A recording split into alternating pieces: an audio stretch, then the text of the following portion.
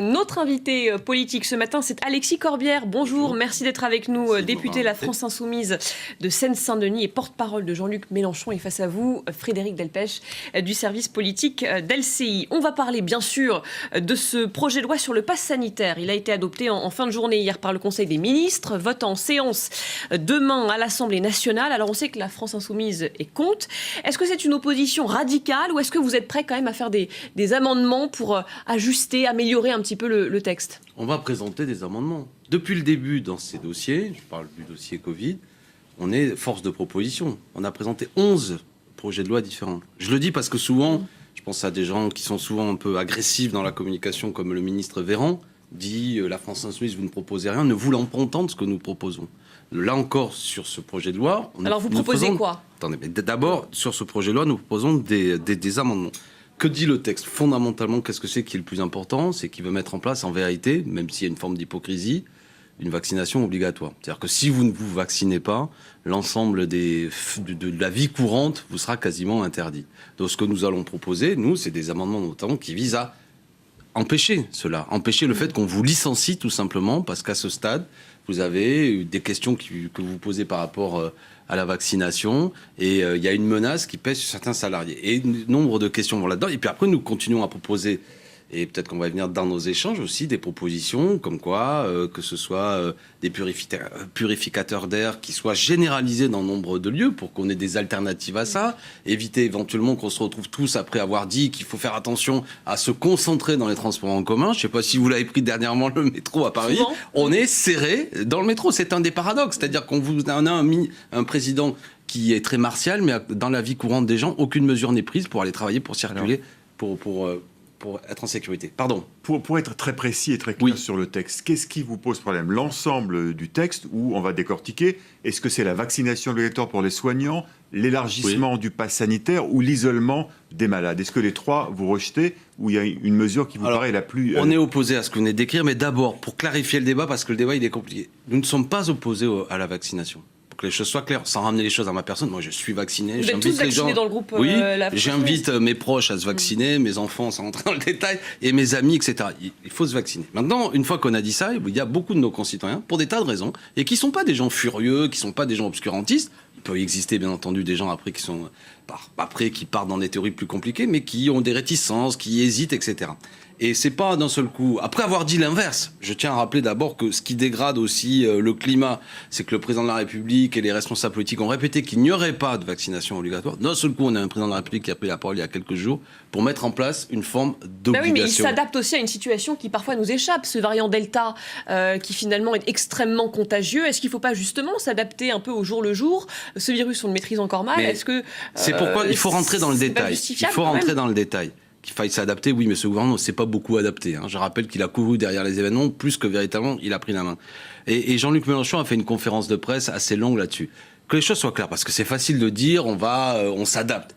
Est-ce qu'on veut rentrer dans une société du contrôle permanent, du contrôle renforcé? Est-ce que des responsables de restaurants, de bars sont habilités, est-ce que vous pensez ça, à vous demander votre pièce d'identité, à vérifier si vous avez avec vous un certificat de vaccination, à dire à un groupe de 6 personnes, madame, vous partez parce que vous n'êtes pas, mais vous restez, etc. C'est ça qu'on veut mettre en place? Est-ce que cette société... Donc pour vous, est-ce qu'il faut que ce soit l'État, par exemple, qui procède à des contrôles ou il ne faut pas de contrôle du tout de passe sanitaire? Mais il faut aller vers une conviction d'abord et travailler véritablement pour que les gens se vaccinent plus, vérifier à quel endroit il y a des résistances, pour quelles raisons il y a des résistances. Vous avez vu que la méthode, elle marche à 4 millions de rendez-vous pris pour des vaccinations depuis les annonces d'Emmanuel Macron. Et je vous annonce d'ailleurs que c'est le système Stop and Go. Après le coup de trouille qui a eu généralisé, aujourd'hui, je ne sais pas si vous cherchez à vous vacciner, les délais sont extrêmement longs. Je connais quelqu'un qui a besoin de se vacciner là pour son travail et qui se retrouve, c'est une personne qui habite dans le sud de la France, à devoir aller dans une autre ville pour se faire vacciner parce que tout est saturé à l'heure actuelle. Alors évidemment, le président de la République peut dire c'est 700 000, je crois, rendez-vous qui ont été pris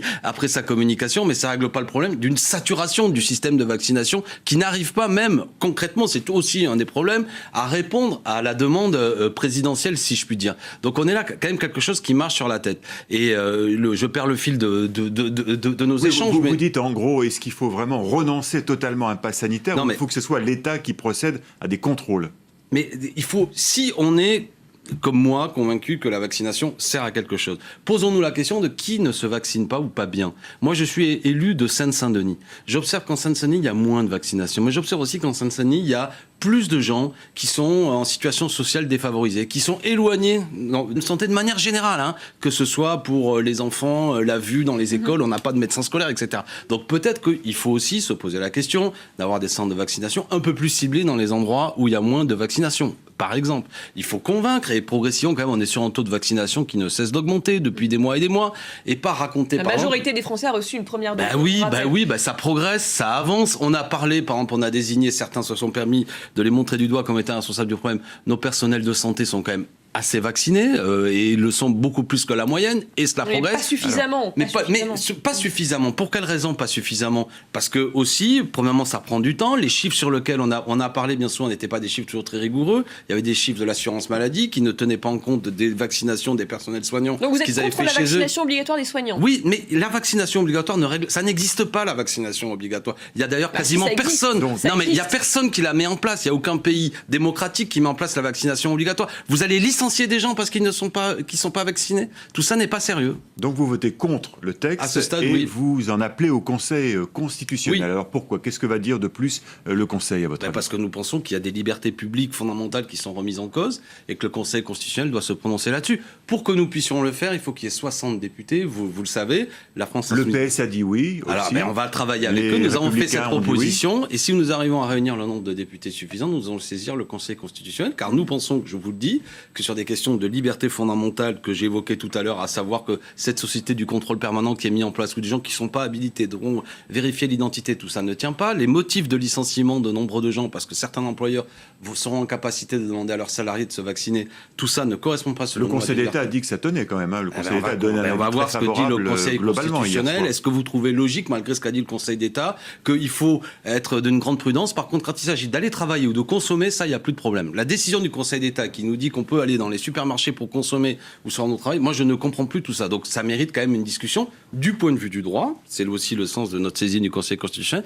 Mais c'est d'abord une discussion politique qu'il faut avoir. Et je prends les Français à témoin. Moi, je comprends que les Français soient vaccinés majoritairement, mais il faut entendre que nous sommes une société où certains, pour toute une série de raisons à ce stade, ne sont pas encore tout à fait convaincus. Il faut convaincre. Et voulons-nous cette société que j'ai décrite tout à l'heure, où toute une série de gens sont dans l'autocontrôle permanent, sont dans l'exclusion de certains. Les policiers n'ont pas obligation de se vacciner, mais ils pourront vous mettre une verbalisation si vous n'êtes pas vacciné, etc. etc. Vous pensez qu'il y aura une fronde des Français contre ce texte dans l'application au mois d'août? Moi, je crois qu'il y aura... Ça va buter sur des questions concrètes. Donc, il y a une colère qui est en train de monter. Par expérience, je dirais que je ne sais pas la forme que cela prendra. On a vu, vous et moi, qu'il y a eu des manifestations très importantes qui ont eu lieu en France, je crois même, je lisais une note des services de renseignement français qui sont toujours très attentifs aux mobilisations sociales, qui ont été surpris de la hauteur de cette mobilisation. Nous, la France Insoumise, on a vu d'un œil très positif qu'il y ait des gens qui se ressentent. Non, parce que c'est des manifestations qui ont caractère spontané, qui ne sont pas appelées... François Ruffin a appelé à manifester. C'est quoi la position du groupe La France Insoumise sur les manifestations? François Ruffin, comme moi, dit que toutes les voix qui sont entendues, que ce soit sous forme de manifestation, de pétition, comme disait François Oudot, sous la forme de prise de position, comme nous le faisons, et nous allons le faire à l'Assemblée nationale, qui disent attention, tout ça n'est pas raisonnable. Mais en disant les choses clairement, telles que la note du renseignement français le dit, attention, ne caricaturons pas ceux qui sont dans la rue, comme quoi ces gens sont contre la vaccination, ils sont contre les mesures d'obligation qui sont mises en place. Mais donc vous, à la France Insoumise, vous appelez les personnes à manifester contre ce pass sanitaire? Si certains jugent que la manifestation, qui est quand même un droit fondamental, est une manière de se faire entendre, pourquoi je serais contre eux? Maintenant, je connais...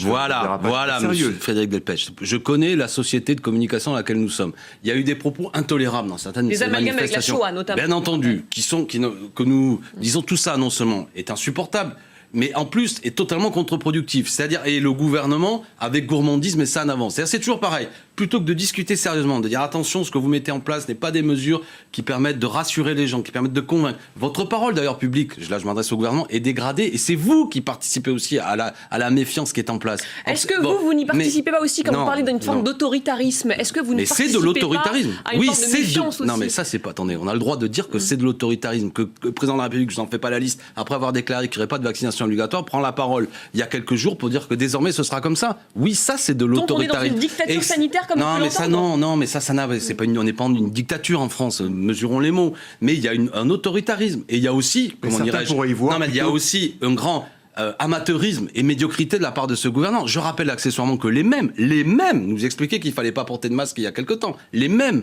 la porte-parole du gouvernement avait dit que le masque c'était dangereux. Les mêmes après nous ont expliqué, rappelez-vous le chaos qu'il y a eu sur la vaccination. Et puis on pourrait continuer les sujets. Le même président de la République nous avait dit qu'il faudrait que le vaccin soit bien commun de l'humanité. Et quand il y a eu une réunion de l'Organisation mondiale du commerce il y a quelque temps, Emmanuel Macron et la France ne se sont pas battus pour que le vaccin sorte de la sphère marchande, parce qu'à l'heure actuelle, il y a des groupes privés qui s'enrichissent sur ce vaccin, alors qu'on aurait pu en faire un bien commun de l'humanité, et en quelque sorte, parce que là encore, non mais je voudrais dire que là, on a une discussion entre Français. Vous dites à l'instant, certains voient quand même dans le fait qu'Emmanuel Macron ait fait passer ce texte pass sanitaire un acte de fermeté de la part du chef de l'État. Est-ce qu'il ne peut pas en tirer quand même quelques bénéfices politiques, Emmanuel Macron ? Je crois pas. Mais de quelle fermeté ? C'est le zig et le zag. Un coup, il est dans le zig, un coup, il est dans le zag. Vous comprenez la stratégie d'Emmanuel Macron ?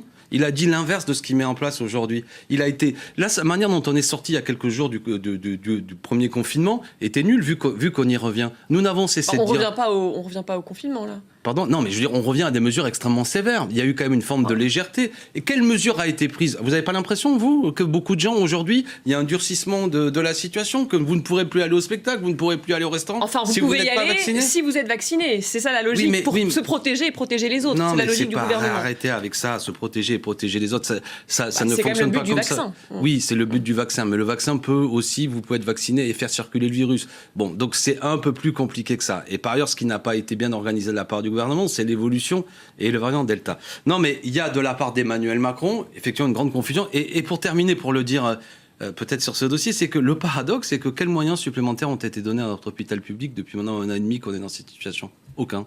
Y a-t-il des lits de réanimation supplémentaires ? Non, mais c'est le fond du sujet. C'est-à-dire que ce que tout le monde a réclamé, les personnels soignants que l'on considère aujourd'hui avec beaucoup, je trouve, de légèreté de la part de ce gouvernement comme étant soi-disant des irresponsables parce qu'ils ne sont pas tous encore à 100% vaccinés, nous explique surtout que les conditions de travail dans lesquelles ils sont et dans lesquelles les amis de ce gouvernement restent tout à fait détestables. Est-ce que dans ces conditions, Jean-Luc Mélenchon est en campagne présidentielle, il tient des meetings régulièrement, est-ce que dans ces conditions sanitaires difficiles, Jean-Luc Mélenchon peut continuer à être en campagne présidentielle, ce qui n'est pas trop tôt ?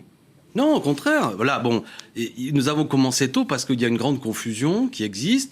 Dès le mois de novembre dernier. Oui, et il le fallait, parce que vous avez une situation où vous ne pouvez pas faire une campagne de manière classique. Les meetings qui étaient la carte un peu de visite de la France Insoumise, de Jean-Luc Mélenchon, les grands meetings, c'est plus compliqué. Et puis surtout, on est dans un moment où il faut mettre des idées positives dans le débat, faire des propositions. L'axe de campagne que nous avons choisi, celui de Jean-Luc Mélenchon, derrière la campagne désormais que nous appelons l'Union populaire, et d'être sur des axes, qu'est-ce que c'est qui est majoritaire dans ce pays ? Ne perdions plus de temps dans des stratégies parfois compliquées, parce qu'aujourd'hui, les formations politiques sont parfois un peu vues de mise à distance par beaucoup de nos concitoyens, ils s'abstiennent, etc.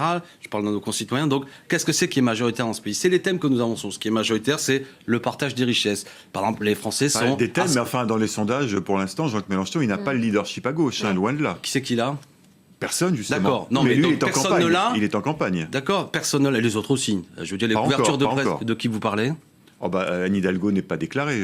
La couverture de presse de quelqu'un de pas déclaré, comme Anne Hidalgo est assez comique. Si pour quelqu'un de pas déclaré en permanence, on ne cesse de parler. Parce qu'après, vous avez ce que j'appelle la campagne hypocrite. La campagne, je suis en campagne, le Nouvel Observateur fait la une là-dessus, tous les grands élus socialistes disent qu'il faut que je sois en campagne, mais avec beaucoup de grandeur, je dis pour l'instant, je ne suis pas en campagne. Ça, c'est la stratégie de certains dont vous avez parlé. Nous sommes sur la stratégie de la clarté. On s'adresse d'abord au milieu populaire et à la majorité des Français abstentionnistes. Nous leur disons, un programme de répartition des richesses est possible, il est majoritaire, c'est les thèmes que nous reprenons. Un programme écologiste est possible. Oui, c'est ça qui sont majoritaires. Comme vous l'avez dit, non, là, vous l'avez dit, et je termine sur, nous sommes les seuls à proposer à ce stade un passage en 6e République, parce que le fond du problème, c'est la crise institutionnelle et l'abstention de masse. Personne ne doit banaliser le fait que 70% de Français votent. Concrètes, il y a les 500 signatures. C'est pas concret. Les 500 signatures. La dernière fois, vous aviez le soutien du Parti communiste. Là, c'est pas le cas. Il y a une candidature communiste. Est-ce que vous avez des difficultés pour l'instant à réunir les 500 signatures ? Le travail est fait et à ce stade, au moment où nous parlons, on est beaucoup plus avancé que ce que nous étions il y a 5 ans. Est-ce qu'il n'est pas un peu dans une mauvaise passe quand même ? Alors, il y a eu ces perquisitions. On se souvient, les images avaient beaucoup tourné en 2018. Il y a eu cette phrase aussi là qu'il a sortie en juin sur un grave incident ou un meurtre écrit d'avance qui surviendrait avant l'élection, ce qui lui a valu des critiques de complotisme. Est-ce qu'il traverse un peu une mauvaise phase? Vous y croyez vraiment à une possible victoire de Jean-Luc Mélenchon?